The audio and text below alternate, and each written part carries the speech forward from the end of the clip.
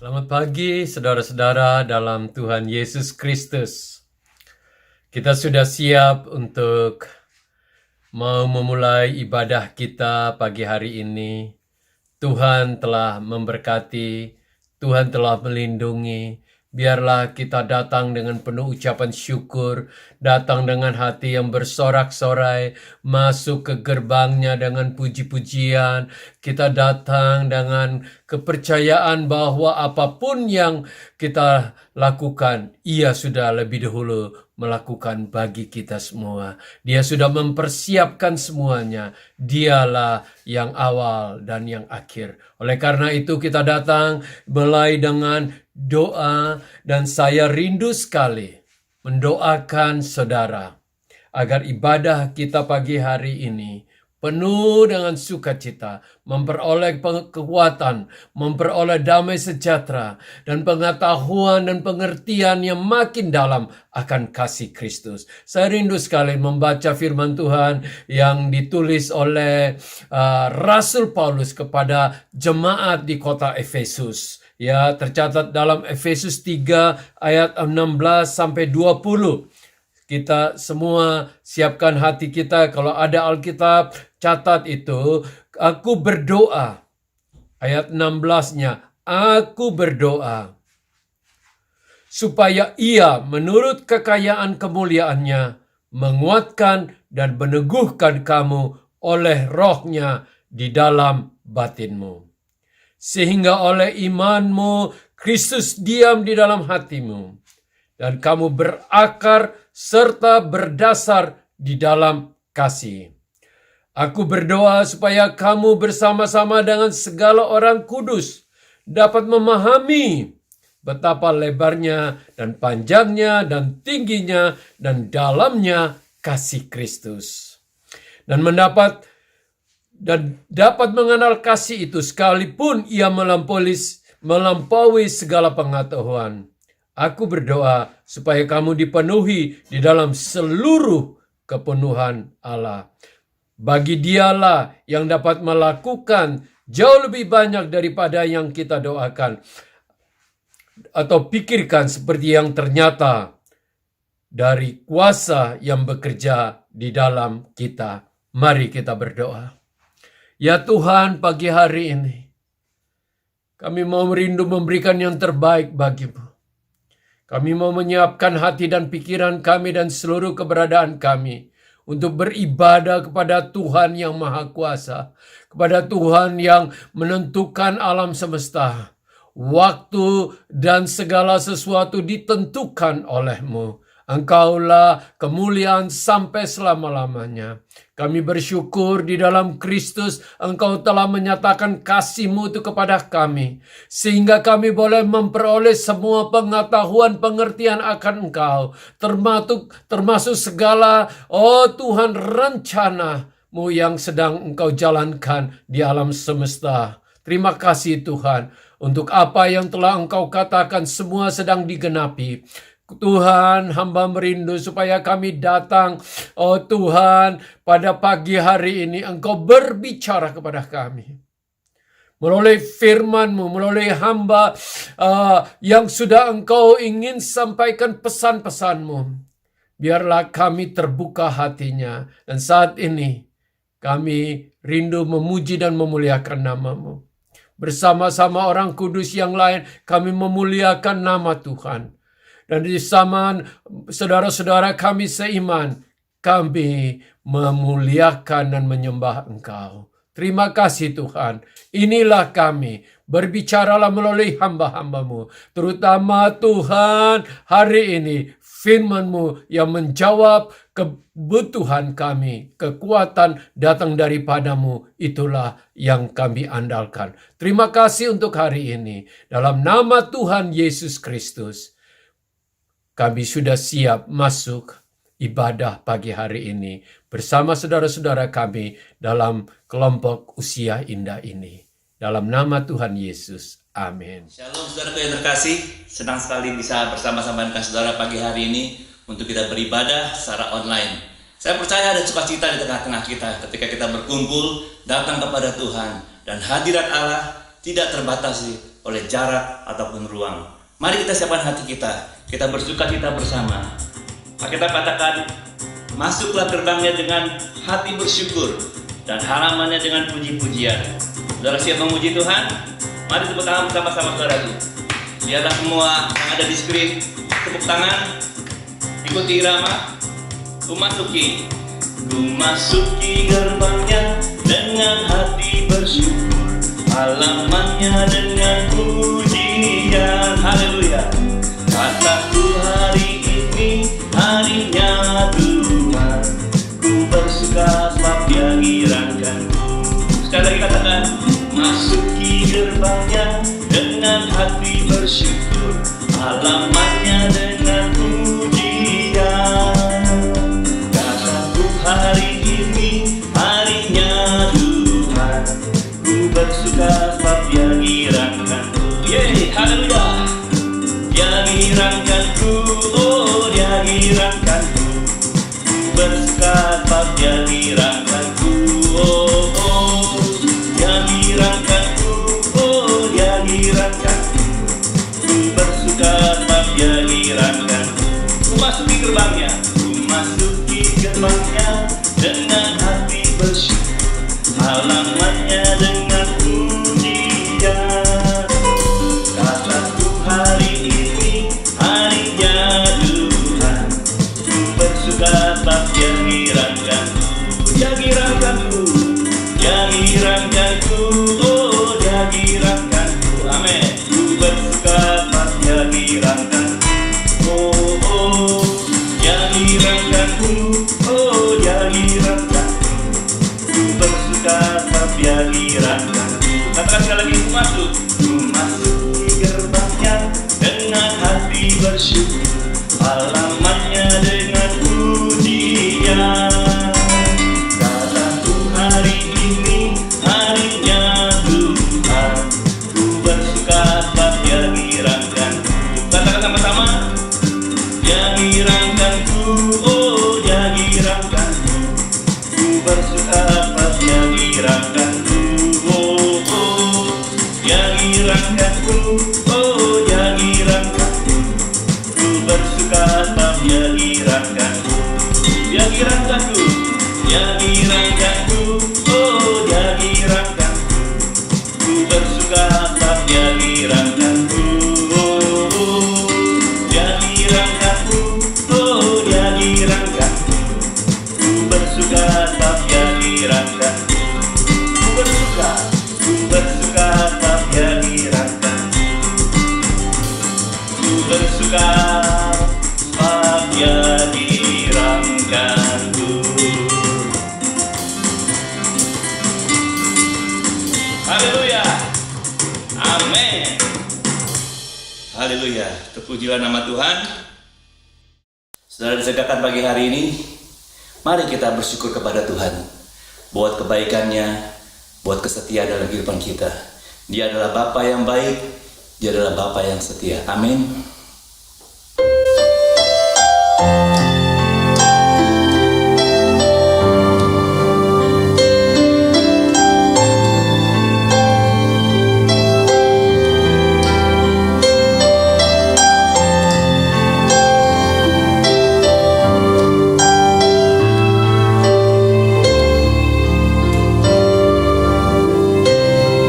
Kaulah yang setia Tuhan,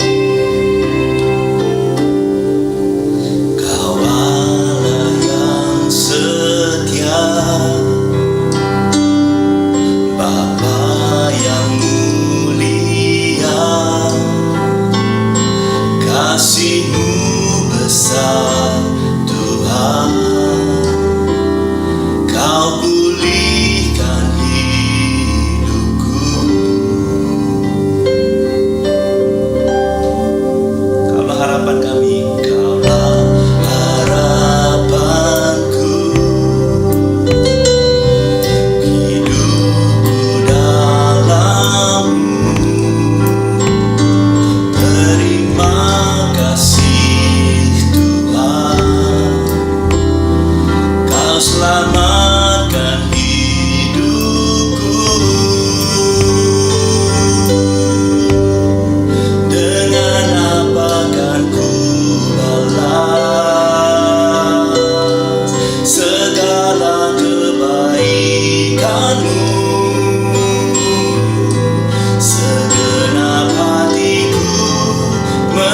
menyembahmu Yesus, ku bersyukur padamu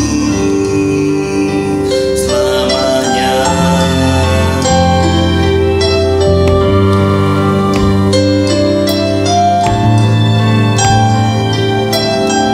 Haleluya.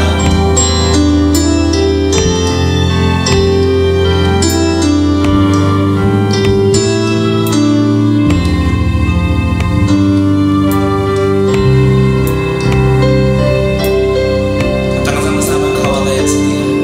Kau Allah yang setia, Bapa yang mulia, kasih-Mu besar Tuhan, Kau pulihkan hidupku. Kaulah harapan kami Tuhan, Kaulah harapanku, hidupku dalam-Mu. Terima kasih Tuhan, Kau selamatkan hidupku.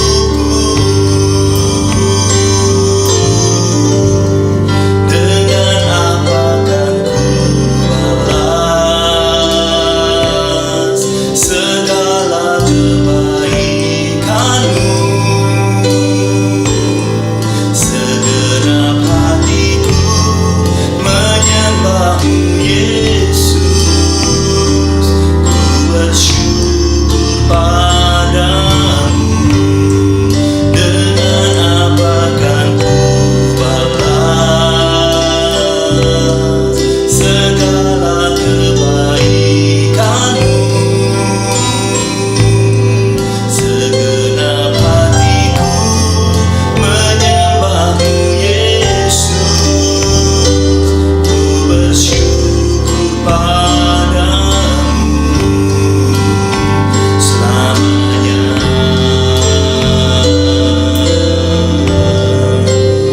Selamanya.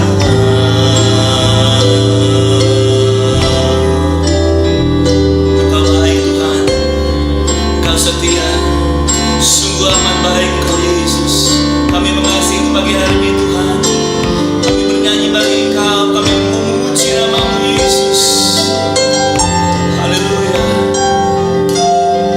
Naikkan syukur-Mu kepada Tuhan saudaraku, bahwa Dia baik, bahwa Dia setia. Haleluya.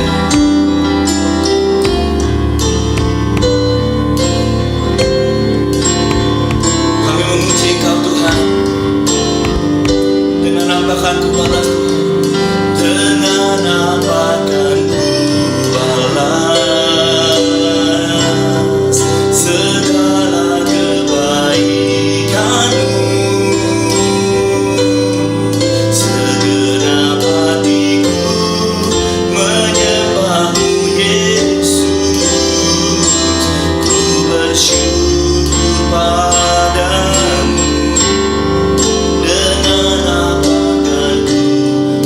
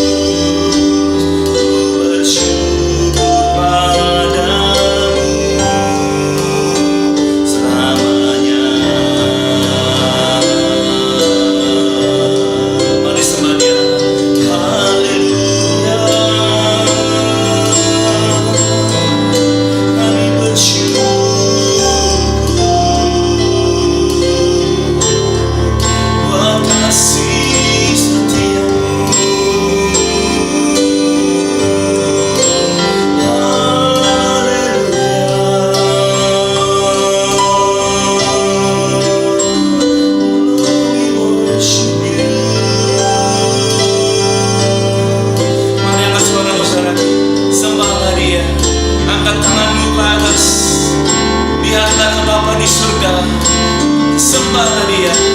Angkat suaramu, sembah Dia.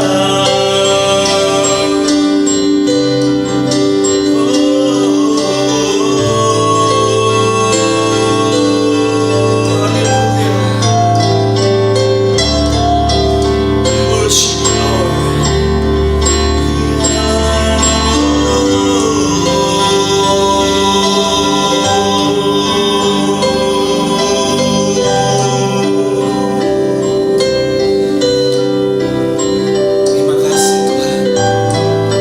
Biarlah hadirat-Mu memenuhi setiap kehidupan kami Tuhan saat ini dimanapun jemaat-Mu berada.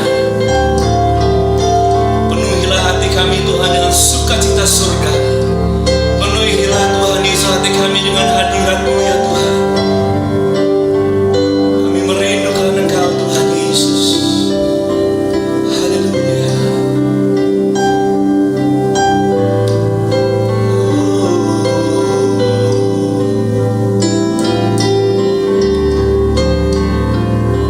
Terpujilah nama-Mu Tuhan Yesus. Katakan sama-sama, dengan apa? Dengan apa akan ku balas segala kebaikan-Mu? Segenap hatiku menyembah-Mu Yesus. Ku bersyukur padamu.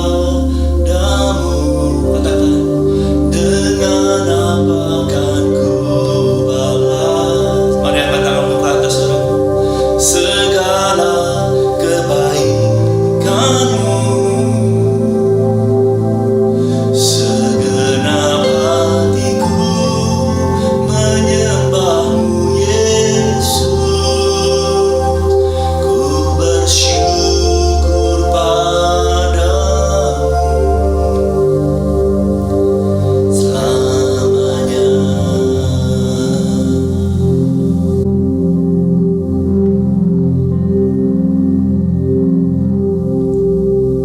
Terima kasih buat hadirat-Mu di tengah-tengah kami Tuhan. Jamahlah setiap kami. Kami buka hati kami untuk firman-Mu. Berbicaralah Tuhan. Jamahlah hati kami. Ubahkan hidup kami. Transform us Lord into your glory. We give you praise and we thank you God for your presence. Di dalam nama Tuhan Yesus. Amin. Amin. Shalom, selamat pagi Bapak Ibu Saudara sekalian yang kasih Tuhan. Jemaat Eklesia Mission Northwest, saya bersyukur pada pagi hari ini saya boleh beribadah bersama dengan saudara sekalian meskipun kita lakukan secara online. Tentunya saya berterima kasih untuk Om Sam, untuk Ko Nicholas, untuk kesempatan, kepercayaan yang diberikan untuk saya melayani pada pagi hari ini. Saya kasih Tuhan, pagi ini saya akan sampaikan sebuah khotbah yang kalau boleh saya beri judul The Church is Fabulous. The Church is Fabulous. Saudara sekalian kasih Tuhan, hari-hari ini adalah hari-hari yang sukar, hari-hari yang challenging, penuh dengan tantangan. Bukan hanya bagi kita yang sedang mengalami lockdown hari-hari ini di kota Sydney, tapi juga tentunya keluarga kita, teman-teman kita di Indonesia, di mana kasus COVID-19 sedang mengalami lonjakan yang sangat luar biasa. Dan saya terbeban saudara pada pagi hari ini untuk menyampaikan hal yang satu ini, yaitu tentang esensi gereja, khususnya di tengah-tengah pandemi COVID-19. Tahu saudara bahwa COVID-19 tidak hanya memberikan dampak yang besar secara ekonomi, secara sosial atau politik, tapi juga dalam kehidupan gereja Tuhan. Diperkirakan selama 1,5 tahun terakhir ada begitu banyak jutaan gereja di seluruh dunia yang mengalami perubahan, bahkan kalau boleh saya katakan mengalami goncangan oleh karena pandemi COVID-19 ini, saudara. Dalam hal apa saja? Ya, dalam hal gedung misalnya, no building. Banyak gereja yang tidak bisa memakai gedung mereka seperti yang dialami oleh kita juga paling tidak selama beberapa bulan di masa pandemi ini. No physical gathering atau physical service. Termasuk yang kita lakukan hari ini, kita harus beribadah secara online. No singing, nggak boleh nyanyi, saudara. Kita alami juga selama beberapa saat lamanya di kota Sydney. No full program, acara atau program-program gereja hanya yang penting-penting saja. Ya, boleh dilakukan atau bisa dilakukan di masa pandemi ini. No full ministry, tidak ada pelayanan yang sifatnya penuh. Ya, full band dan lain sebagainya. Tidak bisa kita lakukan. Saya mendengar dari beberapa rekan saya di Indonesia, ada banyak gereja yang hari-hari ini harus melepaskan full-timers atau hamba-hamba Tuhan di gereja mereka oleh karena mereka struggling secara financial dan lain sebagainya. Dan tidak hanya itu, saudara. No clergy. Tidak ada hamba Tuhan atau pastors. Saya mendengar ada satu denominasi yang besar di Western Australia, di mana ada 20 gereja di sana yang tidak ada pastor atau hamba Tuhan oleh karena pandemi COVID-19 ini.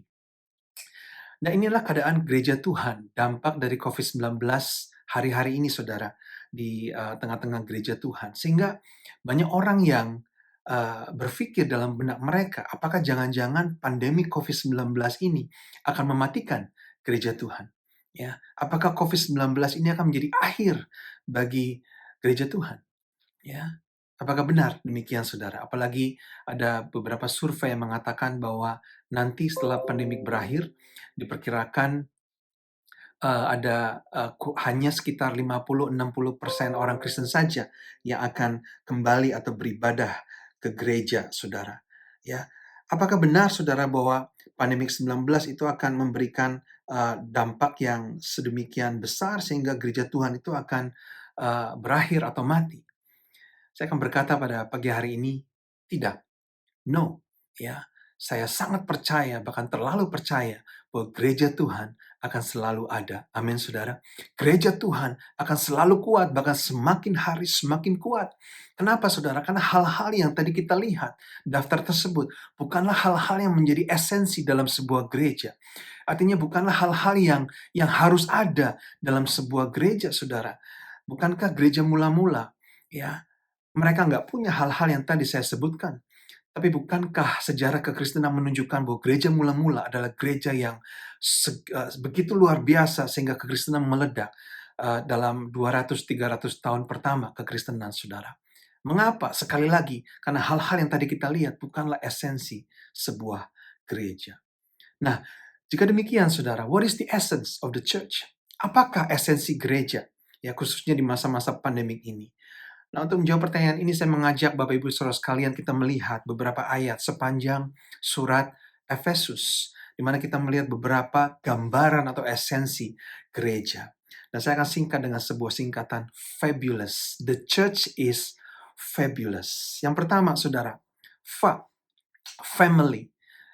Church is family. Ya, a family of God, keluarga Allah. Surat Efesus pasal 2 ayat 19 berkata, demikianlah kamu bukan lagi orang asing dan pendatang, melainkan kawan sewarga dari orang-orang kudus. Dan perhatikan ini, saudara, anggota-anggota keluarga Allah. Ya, esensi gereja yang pertama itu adalah family, ya, keluarga Allah. Ya, sangat penting untuk kita mengerti esensi gereja yang satu ini, saudara, khususnya di masa-masa pandemi ini. Ketika kita menerima Yesus sebagai Tuhan kita, ya, maka kita berkata Allah itu menjadi Bapa kita dan kita menjadi anak-anaknya. Artinya kita ini semua adalah saudara di dalam Tuhan. Ya, this is spiritual family, keluarga Allah yang kita punya. Ya, dan kalau gereja adalah keluarga, artinya, saudara, dalam gereja harus ada kasih dan penerimaan. Ya, dalam keluarga kita saling mengasihi satu sama lain, bukan, saudara? Tanpa syarat. Ya. Dan dalam keluarga kita saling menerima satu sama lain apa adanya. Seorang anak yang, kalau boleh saya berkata, mau bicara sebodoh apapun, sekurang apapun, mungkin secara jasmani, secara mental misalnya, ya, anak itu akan dikasihi apa adanya dalam keluarganya. Anak itu akan diterima tanpa syarat oleh ibunya atau oleh bapaknya dalam keluarganya, saudara. Meskipun anak ini mungkin dibully di luar sana, dihina di luar sana, diejek di luar sana, tapi di dalam rumah, anak ini akan diterima dan dikasih apa adanya. Kenapa, saudara? Family. Itulah keluarga. Gereja, esensi yang pertama itu adalah keluarga. Gereja itu adalah tempat kasih karunia, a place of grace. Oh, saudara, kita hidup di dunia, ya. Di luar sana, di dunia sana tidak ada kasih karunia, tapi saya mau berkata di dalam gereja harus ada kasih karunia. Gereja adalah tempat penerimaan, tempat pemulihan, tempat pengampunan, tempat untuk kita melepaskan anugerah kasih karunia satu sama lain. Bukan tempat penolakan, bukan tempat penghakiman. Amin, Bapak Ibu Saudara sekalian. Saya ingat beberapa waktu yang lalu, saya mendengar di sekolah di mana anak-anak saya bersekolah, sekolah Kristen padahal saudara, ada pencurian. Jadi kurang lebih ada 20 lebih MacBook, laptop yang hilang di lab komputernya saudara. Dan tidak lama kemudian, hanya 1-2 hari saja, ternyata malingnya ketangkap. Ya, kenapa saudara? Karena sekolahnya itu di Hurstville, tapi dijualnya barang-barang curian tersebut juga di Hurstville, saudara. Jadi malingnya agak-agak culun begitu. Dan ternyata malingnya itu masih remaja, teenager. Lulusan sekolah itu juga. Jadi dia rupanya membantu sebagai lab assistant di program IT di sekolah tersebut. Dan dia mencuri. Dan dia ditangkap polisi, dan singkat cerita dia keluar di bail begitu, dan saya mendengar dia memberanikan diri untuk datang ke gerejanya. Dan kemudian dia minta maaf. Dia minta pengampunan di hadapan pastornya, di hadapan seluruh jemaat di gerejanya. Dia minta pengampunan, dia menangis, ya. Dan kemudian saudara, saya mendengar satu hal yang sangat luar biasa. Orang-orang di gerejanya melepaskan pengampunan. Mereka datang, mereka peluk, mereka berikan penghiburan, berikan kekuatan kepada anak tersebut. Dan saya mendengar kisah tersebut dan saya begitu tersentuh dan saya berpikir, there is church. Itulah gereja, saudara. Gereja seharusnya menjadi tempat kasih karunia, bukan tempat penolakan, tapi tempat penerimaan, bukan tempat penghakiman, tapi tempat pemulihan. Amin, Bapak Ibu Saudara sekalian. Karena sekali lagi, esensi gereja itu adalah family, keluarga. Dan yang kedua, saudara, dalam keluarga itu ada hubungan yang kekal. Pastor Rick Warren berkata, your physical family will end someday, but your spiritual family is eternal. Keluarga jasmani kita di bumi itu akan berakhir. Ya, diputus oleh kematian suatu hari nanti. Suka tidak suka, saudara. Tapi keluarga rohani kita, gereja, itu kekal adanya. Hubungan kita adalah hubungan yang kekal. Kenapa, saudara? Karena kita diikat oleh darah yang kekal, yaitu darah Yesus. Kita punya satu Bapa, Bapa yang kekal. Ya, kita punya satu roh yang tinggal dalam kita, roh yang kekal. Oleh karena itu, hubungan kita adalah hubungan yang kekal. Ya, saudara, yang dikasihi Tuhan, dalam kita bergereja, harus kita akui kenyataannya, seringkali terjadi kesalahpahaman, bukan? Seringkali terjadi pertengkaran. Ya, seperti layaknya keluarga jasmani. Ya, tapi saya mau berkata tidak lantas hubungan kita menjadi terputus, bukan?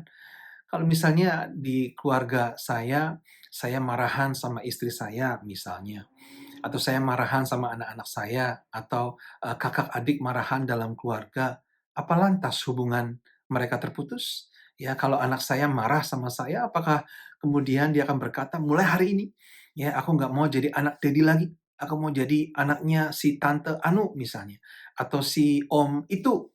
Ya, kira-kira apakah seperti itu, Bapak Ibu Saudara sekalian? Tentunya tidak. Ya, demikian juga dalam keluarga ilahi, keluarga rohani. Hubungan kita adalah hubungan yang kekal. In family we fight, but we make up. In family we get hurt, but we forgive. In family we make mistake, but we say sorry. That's family, saudara. Ya, kalau saudara punya barang, katakanlah mobil, dan mobil tersebut rusak, katakanlah akinya soak begitu, ya. Kira-kira apakah saudara lantas langsung membuang mobil tersebut? Ya, nggak mau ya ada urusan apa-apa lagi sama mobil tersebut?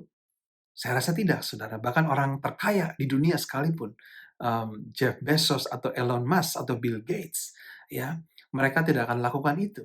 Kalau mobil rusak, kita perbaiki, saudara. Ya, kalau mobil rusak, barang rusak, kita perbaiki. Nah, apalagi hubungan dalam konteks gereja Tuhan, saudara, dengan saudara-saudari seiman kita. Kalau hubungan rusak, jangan langsung dibuang. Jangan tiba-tiba nggak mau kenal lagi.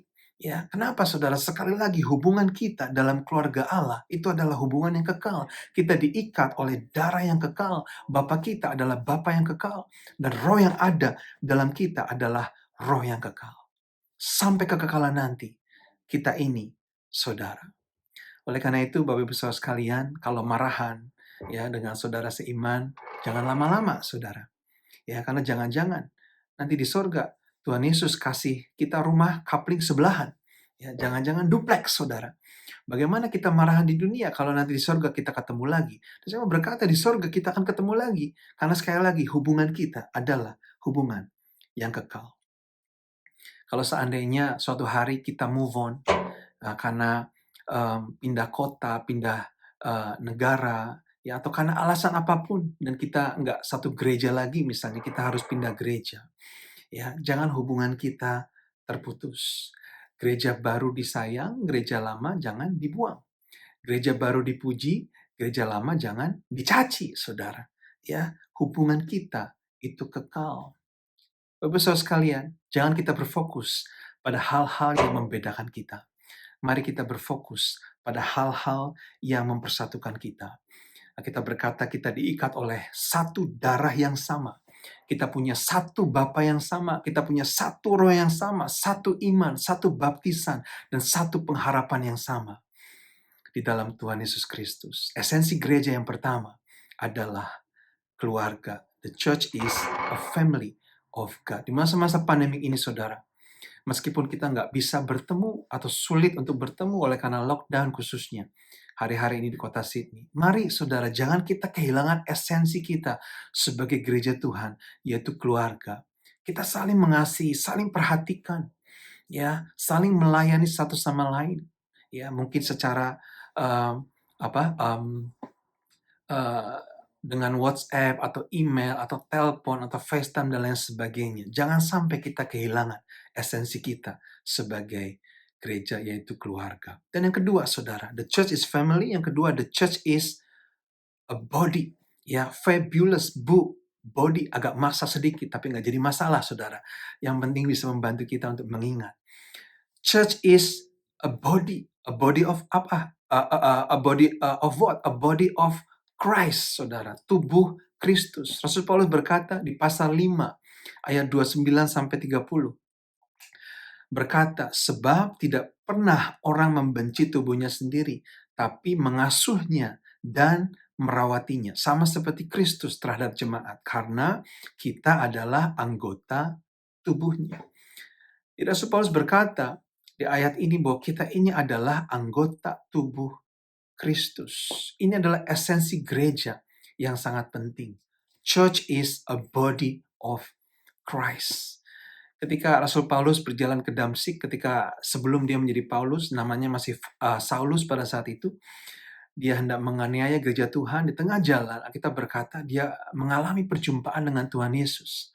Dia rebah ke tanah, dan lalu kedengar suara dari surga yang berkata kepadanya, dalam Kisah Rasul 9 ayat 4, Saulus, Saulus, mengapakah engkau menganiaya aku? Saulus, mengapa engkau menganiaya aku? So, ini adalah ayat yang sangat menarik. Kenapa? Karena Rasul Paulus pada saat itu belum pernah ketemu sama Yesus. Ya, paling tidak nggak pernah dicatat dalam Alkitab, saudara. Tapi Yesus bertanya, mengapa engkau menganiaya aku? Ya, ketemu aja nggak pernah. Ya, boro-boro menganiaya, saudara. Ya, kenapa Yesus bertanya seperti itu? Jawabannya sederhana. Karena menganiaya gereja Tuhan itu adalah menganiaya Yesus sendiri. Ya, kenapa, saudara? Karena gereja adalah tubuh Kristus.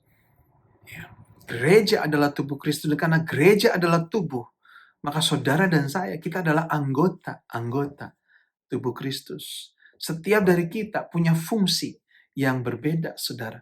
Ada yang mungkin jadi mata, ada yang mungkin jadi telinga, jadi tangan, jadi kaki, jadi hidung, jadi tulang punggung untuk menopang mungkin saudara, tulang ekor sekalipun, apapun itu setiap dari kita punya fungsi yang berbeda dan kita harus berfungsi saudara.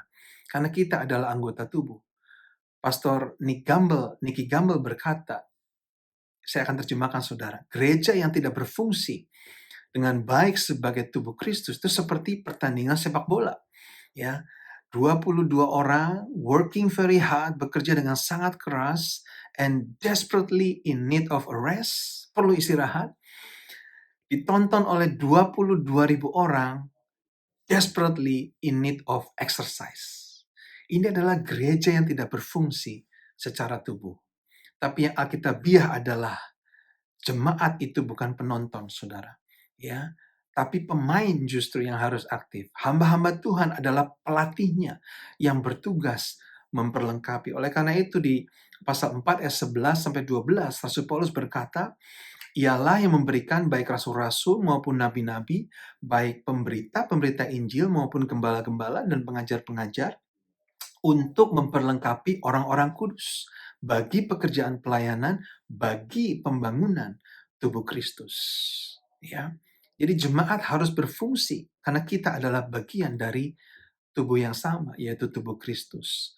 Seorang hamba Tuhan bernama Pastor John Wimber, dia pernah bercerita, saudara, suatu ketika dia selesai melayani di gerejanya, dia selesai beribadah, ada satu bapak-bapak jemaat yang marah-marah. Ya, dia menghampiri Pastor John Wimber dan dia protes.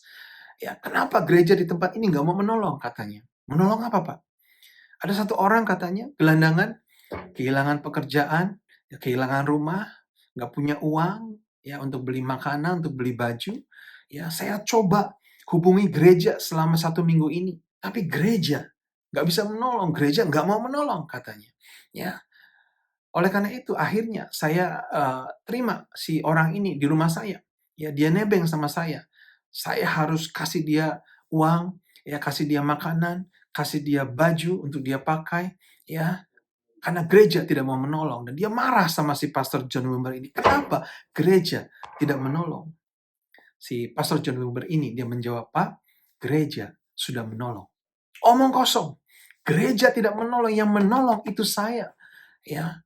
Lagi-lagi Pastor John Wimber dia berkata, "Pak, gereja sudah menolong." Apa maksudnya? Saya coba telepon tapi gereja tidak menolong. Akhirnya saya yang tolong, yang kasih tumpangan, yang kasih makan, yang kasih baju itu saya, bukan gereja. Gereja tidak mau menolong. Lagi-lagi Pastor John Wimber dia menjawab, "Pak, gereja sudah menolong karena Bapaklah gereja. You are the church." Bapak saudara sekalian, gereja itu bukan program. Gereja itu lebih dari sekedar organisasi. Gereja adalah kita. Amin, saudara. Kita adalah gereja. We are the church.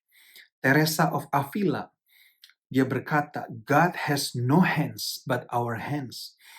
God has no feet but our feet. God has no voice but our voice. Tangan kita adalah tangan Tuhan. Kaki kita adalah kaki Tuhan. Dan suara kita adalah suara Tuhan. Because we are the body of Christ.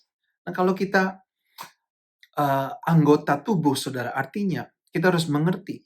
Jangan sampai kita terjebak dalam dua sikap yang ekstrim. Ada dua sikap yang salah, yang ekstrim, saudara, sebagai anggota tubuh. Yang pertama, sikap inferior. Kalau saudara dia catat saja atau membaca di rumah dalam 1 Korintus 12.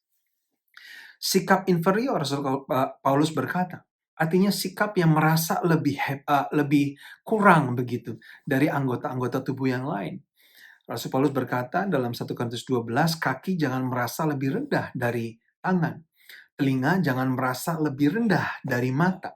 Ya, artinya anggota tubuh itu jangan merasa lebih rendah dari yang lain, sehingga mereka tidak berfungsi.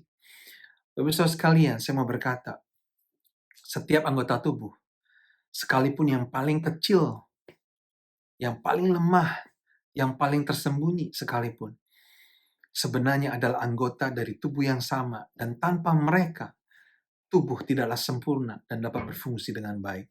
Bahkan Rasul Paulus berkata di ayat 22, justru anggota tubuh yang nampaknya paling lemah, yang kelihatan paling kecil, yang nggak kelihatan, yang tersembunyi, itulah yang paling dibutuhkan, kata Rasul Paulus. Saudara, di Indonesia hari-hari ini sedang naik kasus COVID-19, saudara, puluhan ribu setiap hari. Keadaan yang sangat memprihatinkan tentunya. Dan saya rasa ada banyak di antara kita yang anggota keluarga bahkan atau teman atau relatif atau kenalan kita yang positif. Dan hari-hari ini saudara, minggu-minggu ini orang tua saya, mertua saya maksudnya, papa dan mama mertua juga positif. Puji Tuhan keadaan mereka membaik, mereka sudah pulang. Tapi papa saya sempat dirawat di rumah sakit selama hampir 3 minggu. Dan satu hal yang menarik saudara, selama di rumah sakit keadaan menurun pada saat itu, maka kami keluarga berusaha mencari plasma darah. Dan terus terang saya sebelumnya nggak terlalu mengerti plasma darah itu buat apa fungsinya dalam tubuh. Tapi ternyata di Indonesia, karena kasus terlalu banyak, maka orang itu mencari plasma darah dari korban COVID-19 yang sudah sembuh begitu. Jadi orang yang pernah kena COVID-19 sembuh, ternyata plasma darahnya itu bisa menolong korban COVID-19 yang sedang mengalami masa-masa kritis. Jadi plasma darah mereka diambil, tentunya harus sama golongan darahnya dan beberapa kriteria yang lain, dan kemudian disuntikan ke tubuh penderita COVID-19. Dan itu juga yang dialami oleh papa mertua saya. Ya, oleh karena kemurahan Tuhan, ada orang yang mendonor plasma darahnya dan kemudian disuntikan ke tubuh papa mertua saya. Dan bagi saya ini sesuatu yang sangat luar biasa. Dan saya merenungkan di sini, bahkan plasma darah yang kita nggak pernah kepikir bentuknya seperti apa karena terlalu kecil, fungsinya apa kita juga nggak terlalu tahu, tapi ternyata punya fungsi yang sangat luar biasa, sangat penting. Bahkan seluruh tubuh itu bergantung padanya, saudara. Ya, ini satu contoh yang sangat baik, ya, bahwa dalam tubuh Kristus tidak peduli, saudara, talenta kita mungkin sekecil apapun, seremeh apapun orang lihat atau kita lihat. Kita punya fungsi yang sangat penting dalam tubuh Kristus. Tanpa kita, seluruh tubuh itu akan menderita, saudara, kalau kita tidak berfungsi. Kita harus berfungsi. Jangan kita menjadi jemaat bisu. Saudara tahu bisu? Banyak ide, sedikit usaha. Itu, saudara. Atau jemaat BPJS. Saudara tahu BPJS? Ya, BPJS adalah banyak protes, jarang sumbangsi. Atau jemaat pandemik, pandai debat, minim kontribusi. Itu, saudara. Jangan sampai kita menjadi jemaat seperti itu. Ya, kita harus berfungsi. Dan sikap yang lain yang ekstrim yang salah adalah sikap superior. Rasul Paulus berkata dalam 1 Korintus 12 tersebut, mata jangan berkata kepada tangan, aku tidak butuh kamu. Ya, kepala jangan berkata kepada kaki, aku tidak butuh kamu. Jadi anggota tubuh jangan merasa lebih tinggi dari yang lain. Jangan merasa maunya menonjol sendiri, begitu, saudara. Ya, ini sikap yang juga salah. Ya, mulut jangan berkata, aku ini mulut. Ya, kalau aku khotbah, ya orang diberkati. Ya, orang buta berjalan, orang lumpuh melihat, saking hebatnya, saudara. Ya, lalu menjadi sombong. Jangan seperti itu, saudara. Setiap dari kita adalah bagian dari tubuh yang sama. Mulut tanpa tubuh itu menakutkan, bukan? Bayangkan kalau hanya ada mulut saja, saudara. Ya, tentunya menakutkan, tidak berguna, bahkan mati. Maka di masa-masa pandemi COVID-19, mulut dan hidung itu sangat menderita. Kenapa? Karena harus ditutup oleh masker, saudara. Ya, kalau kita melihat pelayanan Rasul Paulus, dia adalah rasul yang luar biasa. Dia menulis begitu banyak surat dalam Perjanjian Lama. Tapi tahukah saudara bahwa Rasul Paulus, dia dikelilingi oleh begitu banyak orang-orang yang menurut saya tidak kalah luar biasa. Ya, ada Apolos yang mempertumbuhkan gereja-gereja yang ditanam oleh Rasul Paulus. Alkitab berkata, Paulus menanam, Apolos menyirami. Ya, ada Rasul Barnabas yang cakap mengajar, ya, cakap merintis gereja, Ya, bahkan mengajak Rasul Paulus melayani pertama kali di Antioquia. Ada Silas, ada Ananias, ada Priscilla, ada Aquila. Artinya saudara, ada orang-orang di sekeliling Rasul Paulus yang merupakan bagian dari sebuah tim. Mereka semua itu berfungsi dalam fungsi mereka masing-masing untuk kemuliaan satu tubuh yang sama, yaitu tubuh Kristus, bukan kemuliaan satu orang saja. Oleh karena itu saudara, jangan ada yang mau menonjol sendiri dalam tubuh Kristus. Kadangkala kita harus rela tersembunyi dan kasih biarkan orang lain muncul. Kita harus rela untuk ada di belakang dan biar orang lain itu ada di depan. Ya, jangan berkata, bukankah Tuhan menjadikan kita kepala dan bukan ekor? Ini ayat yang seringkali disalah kaprahkan, saudara, diambil di luar konteks. Ada satu teman saya di Indonesia bahkan berkata, Nino, ya lebih baik kamu menjadi kepala singa daripada ekor naga. Katanya, saudara. Ya, lebih baik menjadi kepala singa daripada ekor naga. Nah, saya berpikir dalam hati saya, di mana ayatnya, saudara? Ya, lebih baik menjadi kepala singa daripada ekor naga. Ya, jangan kita mau menonjol sendiri. Kita adalah anggota-anggota dari satu tubuh yang sama. Ya, saya mau berkata, esensi ini, gereja sebagai tubuh adalah esensi yang sangat-sangat penting, khususnya di masa-masa pandemik ini, saudara. Ada begitu banyak orang yang susah hari-hari ini. Gak usah di Indonesia, di Australia, kalau kita melihat keadaan sekeliling, begitu banyak orang-orang yang susah. Orang yang kehilangan pekerjaan, single mother, ya, yang struggling financially, ya begitu banyak orang yang hurting, suffering hari-hari ini oleh karena pandemi COVID-19. Nah, saya mau berkata, saudara, mari kita berfungsi sebagai gereja. Tahun lalu ada banyak orang-orang, anak-anak Tuhan yang membantu international student, khususnya dari Indonesia yang terjebak, katakanlah di kota Sydney, dan mereka tidak bisa bekerja, dan mereka yang nggak bisa mengandalkan kiriman orang tua, they are struggling financially sampai hari-hari ini. Dan ada banyak anak-anak Tuhan yang menggalang dana, bahkan menolong, memberikan makanan bagi mereka. There is church, saudara. Nggak perlu kita menunggu program gereja. Kalau saudara punya kenalan, tetangga saudara, teman saudara dimanapun berada juga, ya karena mungkin mereka menderita oleh karena pandemi, saudara bisa menolong, saudara tolong mereka. Apapun yang bisa kita lakukan, kita berikan, kita lakukan, saudara. Dalam hal apapun juga. Karena itulah gereja. We are the church. Mari kita berfungsi ya sebagai tubuh Kristus. Dan apabila setiap orang itu berfungsi, maka sesuatu yang indah akan terjadi. Ya, seperti sebuah orkestra musik yang sangat indah terdengar di telinga.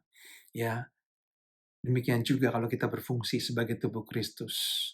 Tuhan itu akan disenangkan dan nama Tuhan akan dipermuliakan.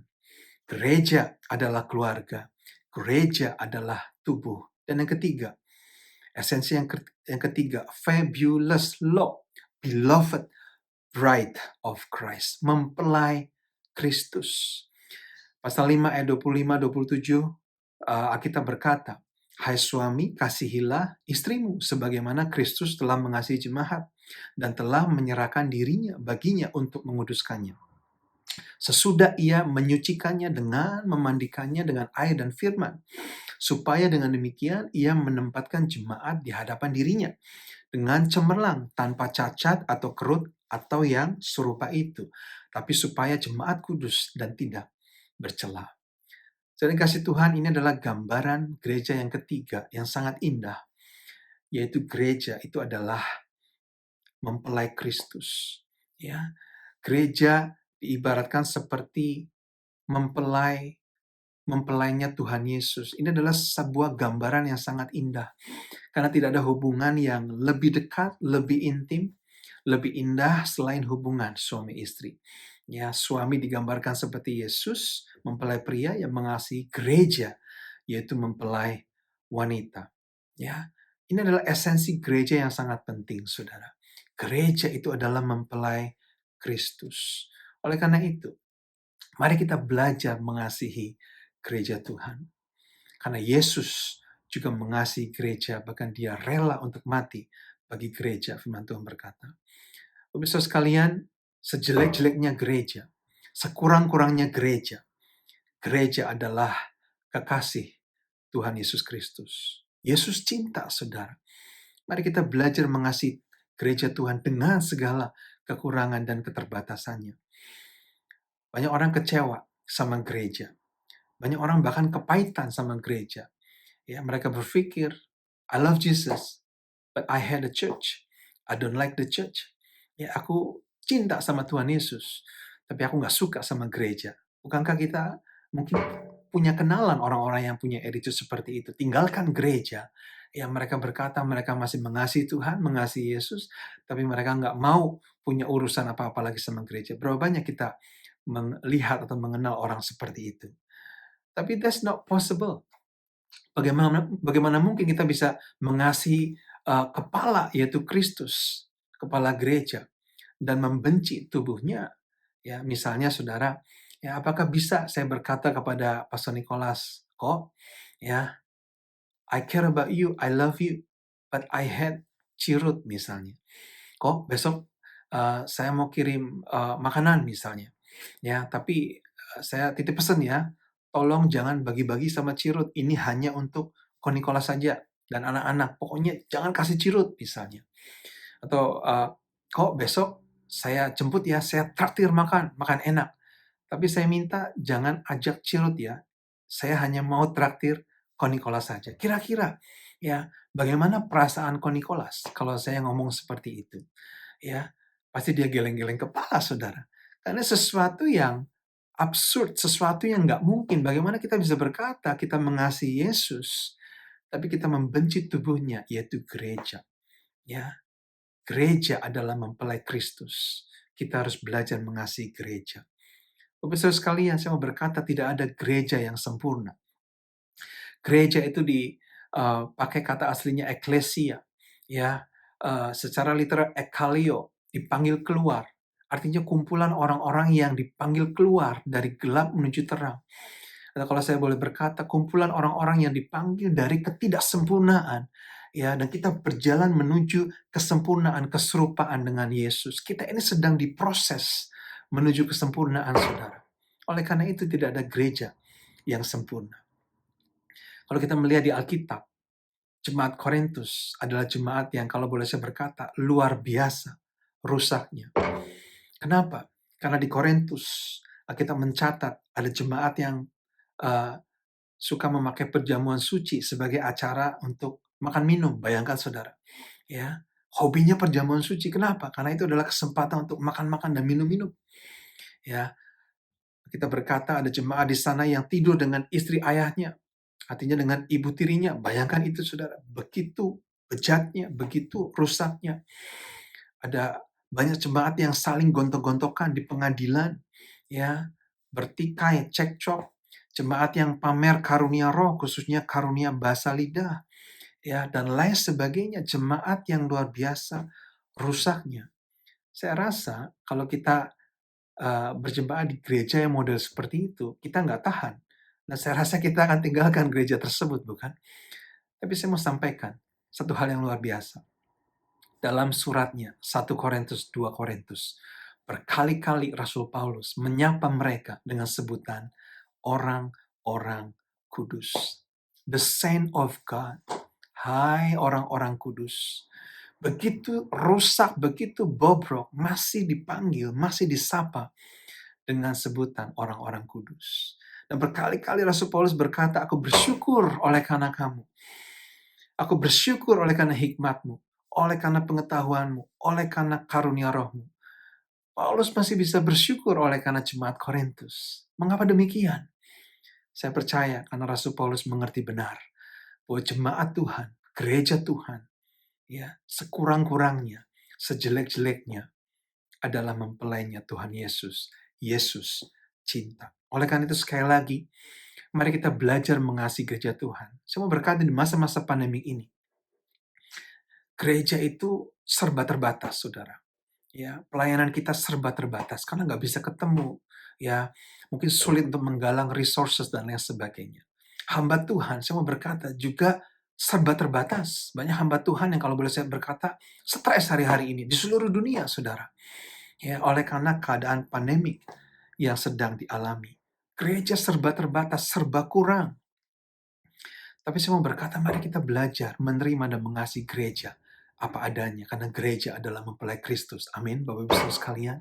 Sebuah perkataan profetik nubuatan dalam Wahyu 21 ayat 2 berkata, bahwa suatu hari ya uh, ada Yerusalem baru turun dari surga, ya, yang berhias bagaikan pengantin perempuan yang berdandan untuk suaminya. Ini adalah nubuatan tentang gereja Tuhan, bahwa suatu hari gereja Tuhan itu adalah seperti mempelainya Tuhan Yesus Kristus yang akan berdandan dengan cantik, tanpa cacat, tanpa celak, tanpa kerut, dan berkenan menyenangkan mempelai pria, yaitu Tuhan Yesus. Suatu hari saya sangat percaya itu akan digenapi. Hari ini keadaan gereja mungkin masih lemah, banyak kekurangan, jauh dari sempurna, ya. Tapi suatu hari gereja sebagai mempelai Kristus akan didapati Tuhan cemerlang, tanpa cacat, tanpa kerut, sempurna, tidak bercela. Oleh karena gereja adalah mempelai dari Tuhan kita, Tuhan Yesus. Gereja adalah keluarga. Gereja adalah tubuh. Gereja adalah mempelainya Kristus. Dan yang keempat, yang terakhir, esensi gereja yang tidak kalah penting. Gereja itu adalah rumah Tuhan. Fabulous as house. Ya, rumah Tuhan. Pasal 2 ayat 20 sampai 22 berkata, dibangun di atas dasar para rasul dan para nabi dengan Kristus Yesus sebagai batu penjuru atau cornerstone. Di dalam Dia, dalam Yesus maksudnya, tumbuh seluruh bangunan rapi tersusun menjadi bait Allah yang kudus dalam Tuhan. Di dalam Dia kamu juga turut dibangunkan menjadi tempat kediaman Allah, God's dwelling place, di dalam Roh. Artinya saudara, bahwa Yesus itu adalah batu penjuru cornerstone, ya. Para nabi dan para rasul itu adalah dasar bangunan, dan saudara dan saya, kita adalah bangunan yang ada di atasnya. We are the house of the Lord. Kita adalah rumah Tuhan, bait Allah, tempat di mana Tuhan hadir dan berdiam, saudara. Saudara, kehadiran Tuhan adalah hal yang paling penting dalam hidup kita, bukan? Ya, orang pacaran, saudara, yang paling dirindukan itu bukan email, bukan SMS, bukan foto, bukan phone call, bukan, saudara. Yang paling dirindukan dari kekasih kita adalah kehadiran dari kekasih kita. Demikian juga kehadiran Tuhan dalam hidup kita, itu yang paling kita perlu. Dan Alkitab berkata bahwa saudara dan saya, kita adalah rumah Tuhan, tempat kediaman Tuhan, tempat Tuhan hadir. Ya, mari kita mengerti esensi gereja yang satu ini. Ya, dalam Alkitab, Tuhan berkali-kali menyatakan kehadirannya. Ya, dimulai di Taman Eden, kemudian dalam Perjanjian Lama, kemah suci, tabernakel, bait suci, dan hari ini Tuhan hadir dalam gerejanya. Bukan gedung, saudara, bukan di gedung pertemuan di Cheltenham atau di Marubra atau di katedral-katedral yang indah, bukan, saudara. Tuhan hadir dalam diri saudara dan diri saya, because we are the church. Kita adalah gereja, rumah Allah, tempat Tuhan berdiam. Dan kalau kita mengerti kebenaran ini, saudara, di masa-masa pandemi ini, ketika kita nggak bisa beribadah di gedung, ya, kita nggak bisa bertemu secara fisik di sebuah tempat physical, kita harus ibadah seperti hari ini secara online jarak jauh. Itu nggak jadi soal buat kita, saudara. Itu nggak membuat gairah kita menjadi lemah, semangat kita menjadi lesu, ya, nggak mau beribadah. Ya, banyak orang katanya, saudara, kalau nggak ibadah di gereja itu artinya bukan ibadah, katanya. Apa itu cuma menonton? Saya mau berkata, saudara, we are the church, we are the house of the Lord. Kita adalah rumah Allah. Tuhan berdiam di dalam diri kita, saudara. Ada hadirat Tuhan di tengah-tengah kita, sehingga ketika kita beribadah seperti ini, ya, di balik layar sekalipun, percayalah ada hadirat Tuhan di tengah-tengah kita, because we are the church, we are the house of the Lord. tidak mengurangi kehadiran Tuhan di tengah-tengah umatnya. Saya harap kita semua mengerti hal yang sedang saya sampaikan hari-hari ini. Sekali lagi saudara, masa-masa pandemi ini adalah masa-masa yang penuh dengan tantangan, khususnya atau termasuk bagi gereja Tuhan. Tapi saya mau berkata bahwa gereja adalah institusi yang paling resilient, yang paling tahan banting, saudara. Sepanjang 2000 tahun sejarah kekristenan, gereja sudah mengalami begitu banyak tantangan, peperangan, aniaya, persecution, saudara, bahkan pandemik demi pandemik. Tahu saudara bahwa pandemi COVID-19 bukan pandemi pertama yang dialami oleh gereja. Tapi sampai hari ini, gereja masih tetap berdiri. Gereja masih tetap ada. Gereja masih tetap kuat. Gereja tidak akan hilang. Gereja tidak akan mati, saudara. Kenapa? Karena we are the church. Gereja adalah kita. Gereja adalah keluarga. Oleh karena itu, mari kita saling perhatikan, saling mengasihi satu sama lain, khususnya di masa-masa pandemi ini. Gereja adalah tubuh Kristus.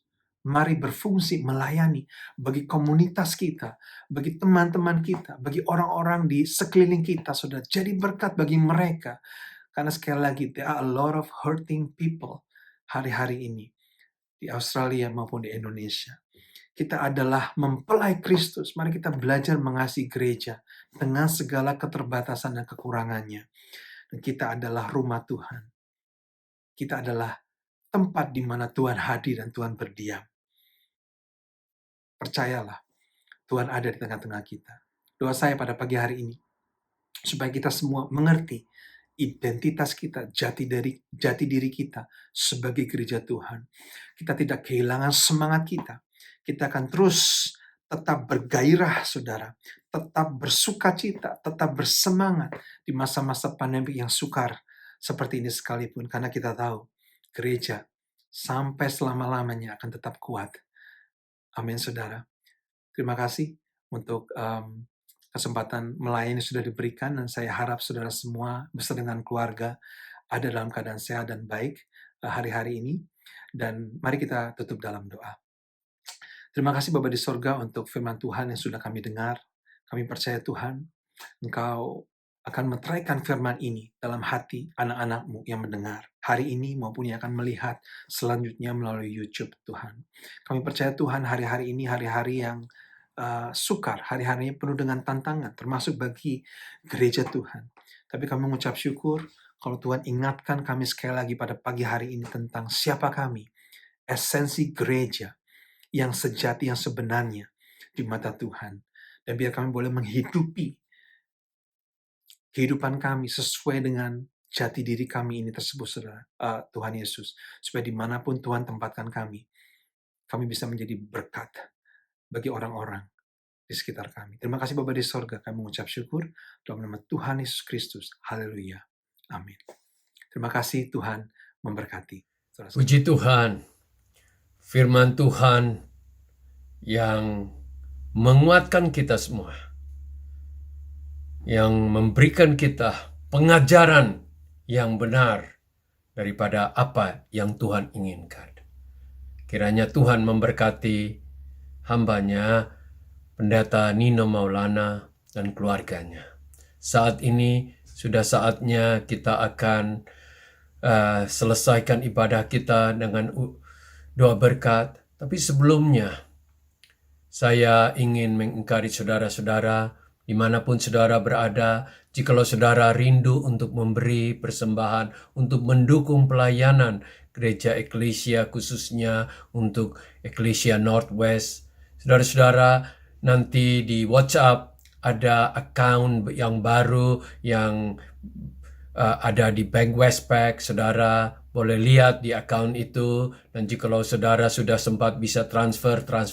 Tapi kalau saudara ingin menunggu sampai kita bertemu secara fisik pun tidak apa-apa. Cuma saya encourage agar kita menjadi pengikut-pengikut yang setia di dalam segala hal, termasuk di dalam hal ketaatan kita memberi. Mari, saat ini tiba saatnya kita akan selesaikan ibadah. Sekali lagi, saya hanya teringat, Roh Kudus mengingat kepada saya dan kepada kita semua, agar kita setiap hari menjaga hati kita. Di dalam Amsal 4 ayat 23 berkata, jagalah hatimu di dalam segala kewaspadaan, karena dari situlah kehidupan. Mari saudara-saudara, kita semua meskipun ada badai, meskipun ada hal-hal yang mengkhawatirkan, tetapi kita akan kuat dan menang. Kita akan terus penuh dengan sukacita, penuh dengan kasih kepada sesama, dan khususnya kasih kepada Tuhan. Biarlah hidup kita tidak dipengaruhi oleh apapun, tetapi kita tetap setia.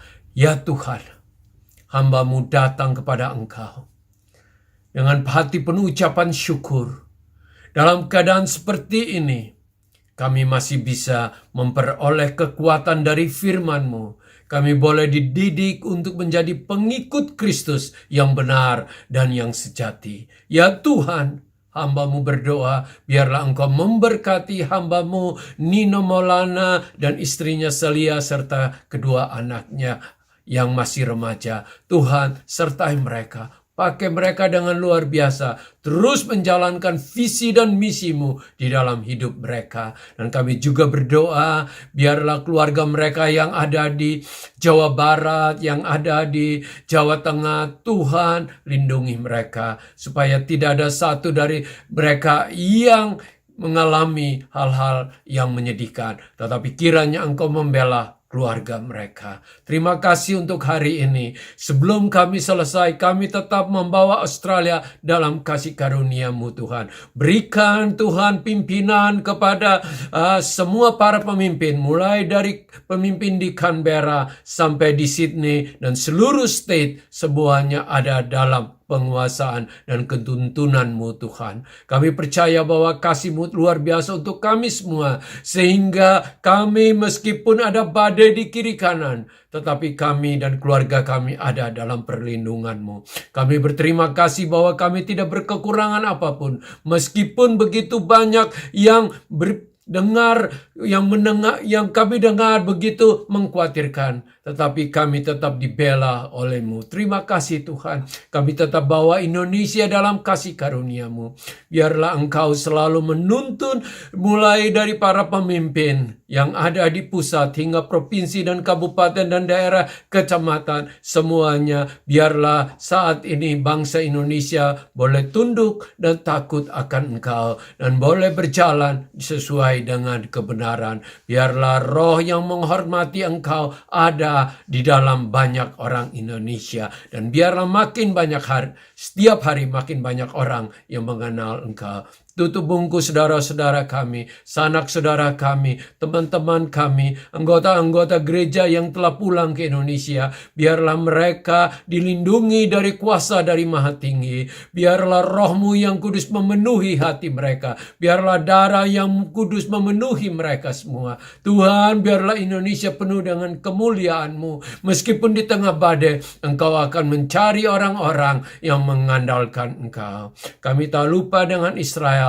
Kami dengar sudah 75% yang divaksinasi, tetapi masih terkena banyak. Tetapi kami percaya bahwa kuasa kasih-Mu akan membawa bangsa-Mu ini akan menjadi bangsa untuk seluruh dunia. Banyak orang boleh memperoleh berkat. Terima kasih Tuhan untuk hari ini. Sebelum kami pulang, kami angkat tangan kepadamu, karena kami tidak dapat jalan sendiri. Kami butuh Engkau. Kuatkan kami, biar kami hidup di dalam kasih karunia-Mu. Terima kasih Tuhan, biarlah berkat-Mu dari sorga turun atas anak-anak-Mu di dalam setiap langkah hidup mereka. Meskipun ada yang hanya tidak kemana-mana, di rumah saja Engkau membela mereka. Biarlah keluarga penuh dengan damai sejahtera, penuh dengan kekuatan dari surga. Sehingga Tuhan, meskipun di sini Tuhan, kami semua belajar untuk makin mengenal Engkau. Dan kami belajar untuk diubahkan setiap hari, supaya hati kami, pikiran kami makin serupa dengan Kristus. Biarlah apa yang diinginkan oleh Tuhan Yesus turun di dalam hidup kami dan ada dalam hidup kami. Terima kasih Tuhan. Di dalam nama Bapa yang mulia yang kami kasihi, dalam Tuhan Yesus Kristus Putra yang telah turun menjadi juru selamat kami, penebus kami, dalam nama Roh Kudus yang telah menuntun kami hingga akhir ini, hari demi hari, biarlah Engkau sendiri yang kami puja. Di dalam nama yang mulia Tuhan Yesus Kristus, kami memperoleh berkat dan kekuatan. Amin.